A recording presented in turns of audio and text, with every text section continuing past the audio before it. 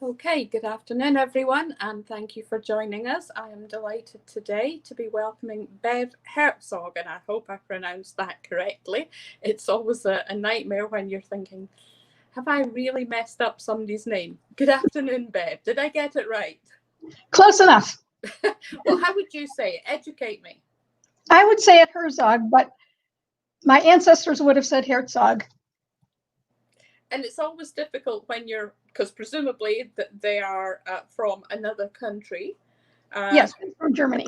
Gotcha. And I'm a fine one to top, being Scottish. Right. Although, let's see, we're on the 13th. 8 days' time, I'll be able to say I'm an American. What can I tell you? Oh, that's really cool. Congratulations. Oh, I'm looking forward to it, just to be able You get to vote. To vote, exactly, to have a say in things, because up till now it's always been, other people get to make the decisions and I just have to live with them. But that's a whole nother story, and we are not about politics. We are Altrusans. Absolutely. But we are patriotic and we vote. Well, we are patriotic, and I do think when I became an Altrusan, on many occasions they would ask me to do the invocation and pledge.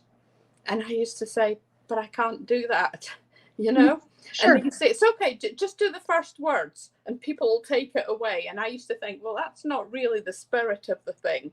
So I'm looking forward to being able to stand up at a meeting and actually say the pledge. So that's really neat. That's one of my... Well, welcome to America. one of my personal ambitions.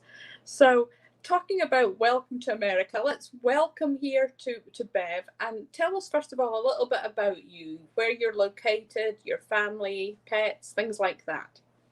I'm originally from Oshkosh, Wisconsin, where we do have an Altrusa club, and I now live in Champaign, Illinois.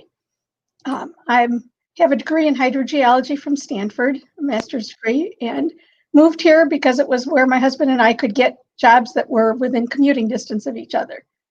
We split a 30-minute commute for many years. He went 30 minutes one direction, I went 30 minutes to the west, so I got the sun in my eyes twice a day, but that was okay.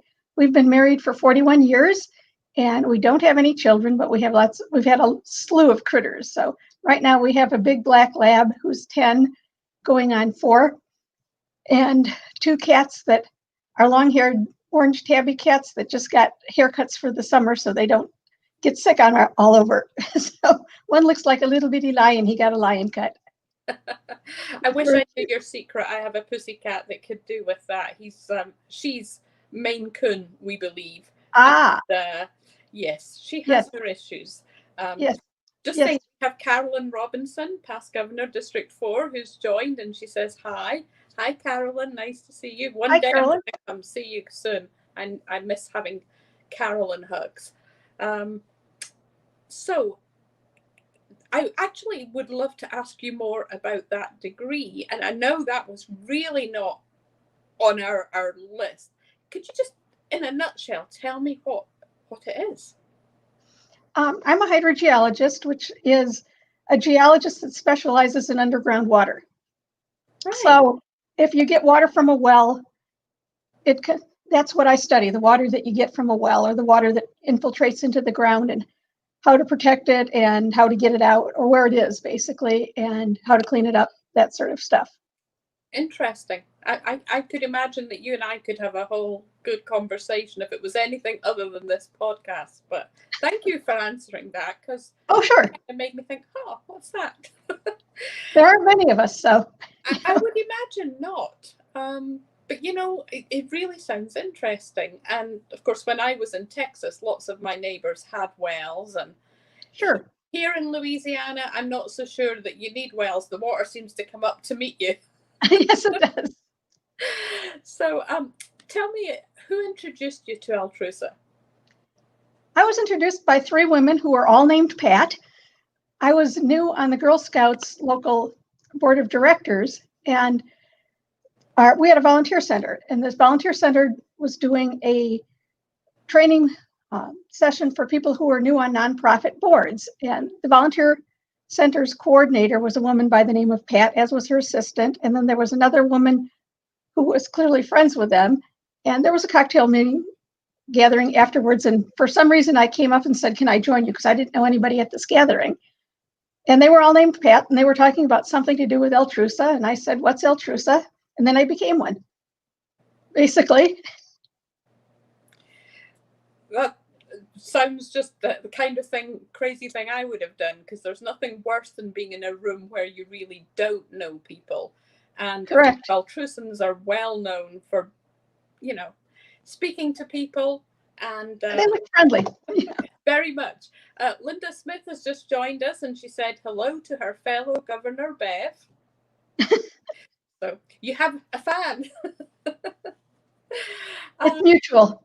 Absolutely. I love Linda to pieces. What convinced you to become an Altrusan? Having met these Pats and then. Well, I was really looking for a new volunteer opportunity. I'd been an instructor for CPR and first aid for 15 years for Red Cross, and I was tired of it. And I knew I was going to have this new board position, but that wasn't enough. And as I said, my field is hydrogeology. And as you can imagine, there are not a lot of women in it. And at the time, I was the head of our hydrogeology section at the Illinois State Geological Survey. So I was the only woman in management there, which meant friends from work were more of a challenge. So I was looking for women friends and a volunteer activity. And they invited me to a dinner meeting. And it was like I walked into a room of long lost friends. Everybody wanted to meet me and get to know me. And I felt more welcome than I'd ever felt in any room I've walked into. So I was sold. Yeah, that's often it can be difficult just to get people to come to those meetings in the first place. People can be quite skeptical. Why do I need to come? But I think that, in a nutshell, is the reason why we ask people to come with us to a meeting. Because when they meet us, we don't have horns, we don't bite, and we usually are real interested in getting to know other people. Mm-hmm. I just did an orientation for our newest member, who's a young Black woman, and she will be the only Black woman in our club at this point. We've had some in the past, but at the moment didn't. And I asked her why she wanted to come, and she was working in a service project that we work with and wanted to know more about us and was impressed with how friendly everybody was. And she had the same experience when she first came to a meeting, that everybody wanted to talk to her and get to know her, and she felt really welcome. So I'm hoping she can recruit some more 30-year-olds in diversity to our club, because she seems very enthusiastic. She's just a sweetheart. Sounds wonderful. So I'm going to jump a bit, because you actually said something there. You said about she was with a project that you were working. So tell me, what has been your favorite project you've ever taken part in? This is an odd answer, because it's not so much of me taking part in it, but it's one of those three Pats I mentioned.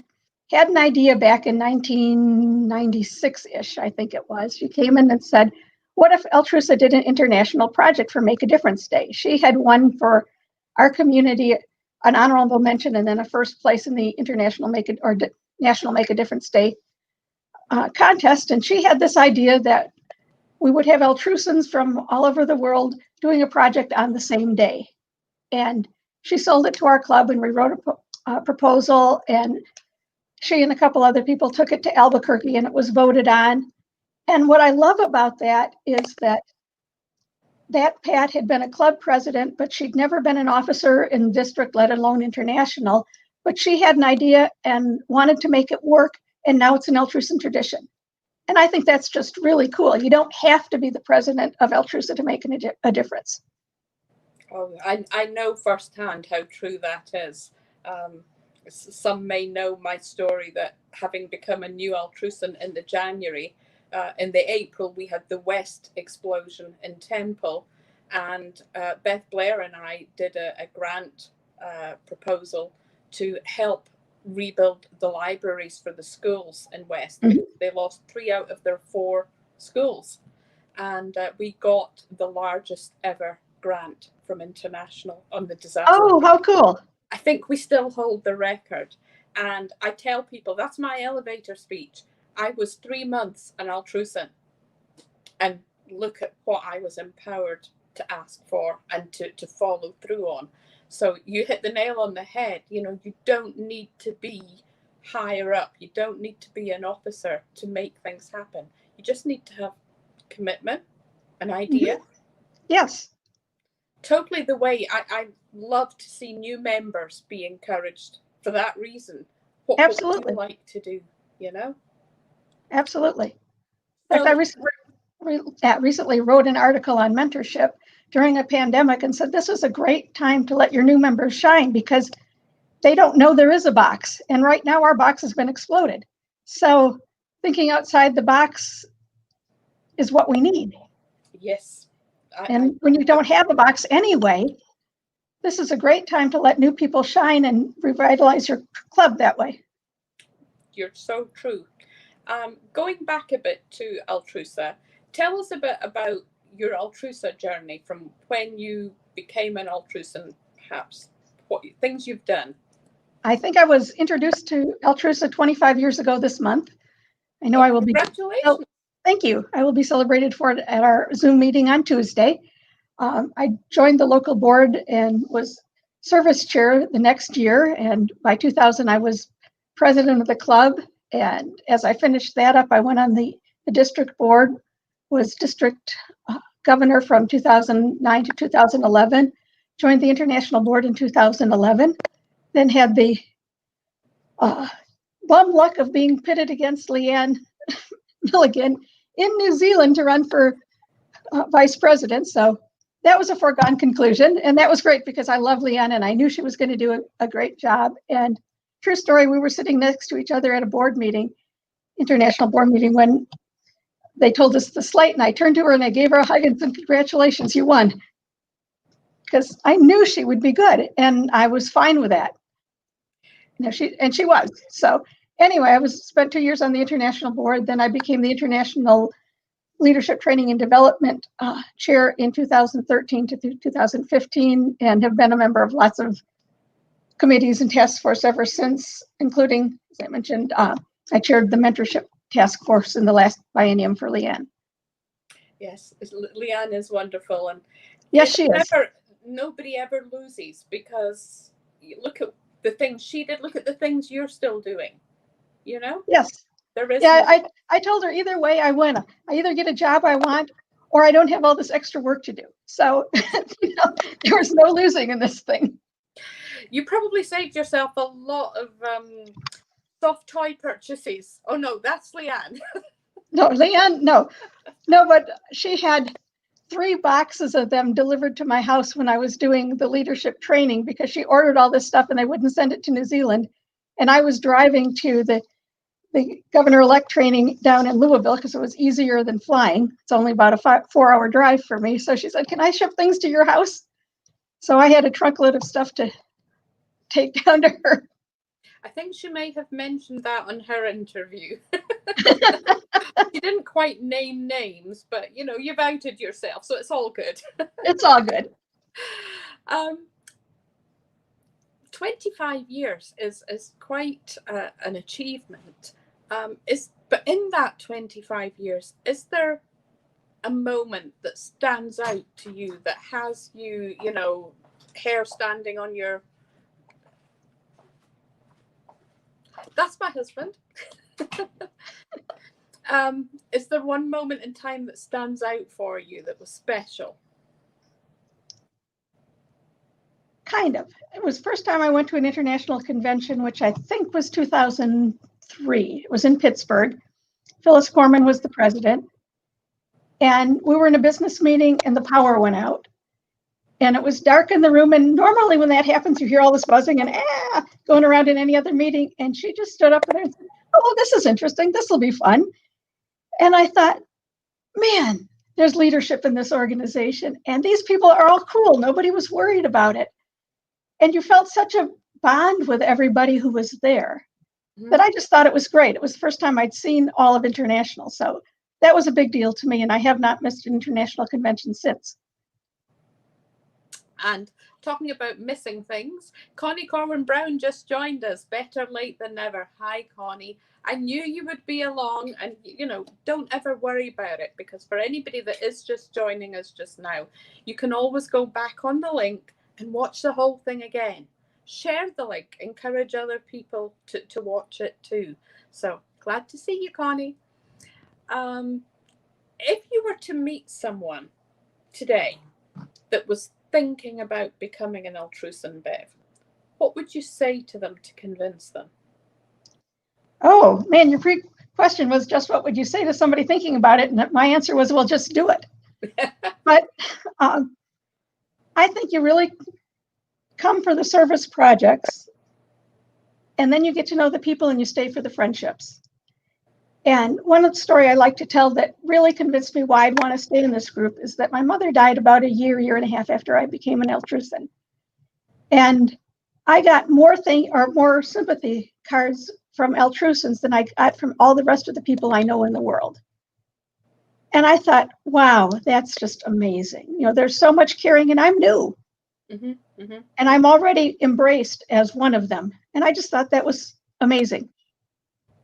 Very much so. So, I've told other people, if you're talking to somebody new to town, if you're new to town, you need friends, and our club can offer you 40 new friends just to start off with. And you can, we have people who will give you suggestions for plumbers or whatever services you need, where to go to get stuff done, because it's hard to tell from advertisement, and your Altrusans will tell you the truth.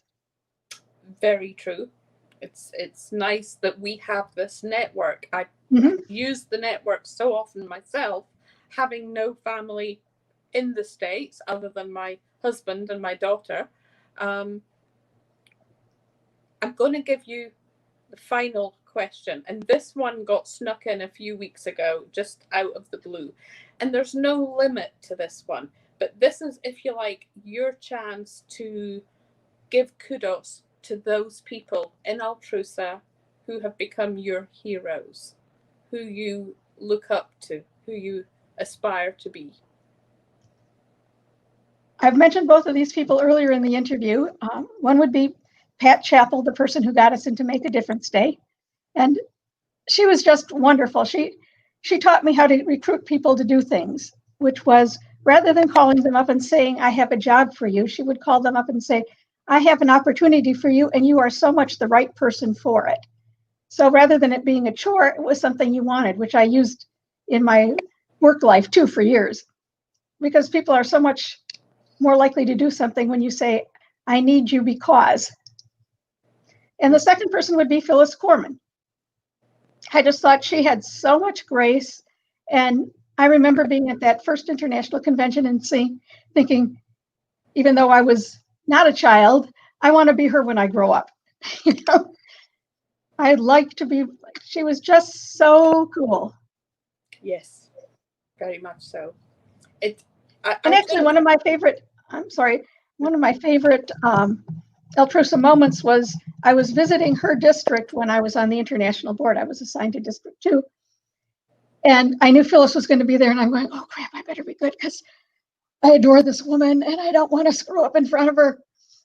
And after the conference was over, she told me what a wonderful job I had done. And she said, I'm even going to tell Donna Gerritsen, who was president at the time, what a good job you did. Wow. Yes. It was like, I did it. I didn't blow it. It's having those shoes to fill can really make you step up your game. Oh, it did. It did. Yes. But you know what? I think what helps, and tell me if you would agree with this, is that nobody is sitting there willing us to fail. No. They want us to succeed. And that does not always happen in other organizations. Mm-hmm. And that's what I've told a young person. We had a woman who unfortunately is no longer a member of our club because she works on our meeting night, but she was a young woman. She became an Altrusan when she was working on a PhD. And then she moved away and came back and rejoined Altrusa, and she became our club president. And it was, you want to learn some leadership. You want to learn how to run meetings, etc. This is a safe place for you to practice that. And she thought it really helped her get a very prestigious job at the university that doesn't allow her time to be in Altrusan right now, but it was very successful for her. Yes. We don't become Altrusans for what we get out of it, but we get so much out of it. Absolutely. Expected. Absolutely. So, well, thank you for taking some time out your day to chat with us. It was lovely, and we've had quite a few people I know looked already. I'm going to just mention again, anybody that hasn't already seen it, we will be sharing the link. It will be recorded. There is actually a YouTube channel, and I know I keep saying this, Bev, but just it's nice to actually explain while I've still got somebody on the screen with me. YouTube will allow us a dedicated channel name when we reach so many subscribers. So when I say to you to not just like the videos on YouTube, but to subscribe to the channel, please do, because this is going to be something that I hope is going to continue long after I'm gone. This, to me, is a really good communications tool, and I don't see why we should give it up. Especially this pandemic has brought in so many new ways for us to communicate and to keep in touch with members, new members, old members, and prospective members. It's a way for us to show prospective members we're ordinary people. Okay, we might not all have a doctorate in what was it? Hydrogeology, and it's only a master's. A master's. Well, hey, I'm elevating you. I'm sure you could have your doctorate if you wanted it. Yeah, I didn't finish the thesis. But that's it. It's like people will say they don't have time. We all make time to do the things we want to do. And so I appreciate you making time for me today. Thanks, Bev.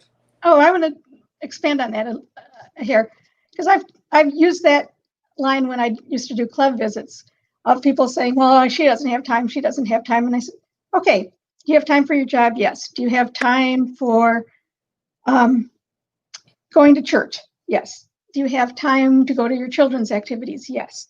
Do you have time to get a manicure or pedicure if you like that? Yes. Do you have time to get your haircut? Yes. All those things make you feel good, don't they? Yes. Altrusan makes you feel good. So why wouldn't you find time for something that makes you feel good? And when you look at it that way, this is an opportunity to make you feel good about you. Mm-hmm. I can't remember if it was Linda or Brenda, but one of them said pretty much the same thing, that yes, you will make the time, but we'll take whatever time you have. We're Absolutely. not asking you to commit 3 days a week. We're saying, oh no, make time for what's important. Now, in our club, what we use as a bare minimum, and it is a bare minimum, is on the distinguished club form, it was an average of 10 hours service hours a year per member, which is not very much. And so we tell prospective members and remind new members that we expect 10 hours a year of service, which is nothing. And most people give way more than that. I think we had close to 10 people, maybe more than that, who did the 100 for 100 years challenge. And we had a large group of them. But it's so much less daunting when you put it that way. Yes. I agree, and I wish more people would perhaps clarify that, because that is an interesting point to actually quantify for someone. How much do you think we're looking for? Would you be surprised that you're really saying an hour a month, mm-hmm. and you can have 2 months off if you need to? Absolutely. And that's not counting our meetings, I know, but you know what? That's fun too. Mm-hmm. So, well, I appreciate you saying that, and hopefully we may have given people watching this, a little bit of food for thought. I would love to see us increasing our membership this year in spite of the pandemic, and it's all going to be by getting the word out there, even if it's not physically getting out there. So again, thanks, Bev, and I know you and I are going to talk again soon, because there's some other projects I've got lined up that you may want to be I'm really bad at saying no. You would be really good at it. I need And this is Escobar. He's saying hi. I Oh, just had that's to get him okay. off the We allow keyboard. pussycats. We allow pussycats. I'm going to just put you back into the green room for a moment while I just wrap us up. So just bear with me here. And to everyone else that joined us today, thank you so much. Watch out for the next post telling you who my next victim, guest is. And we will see you soon.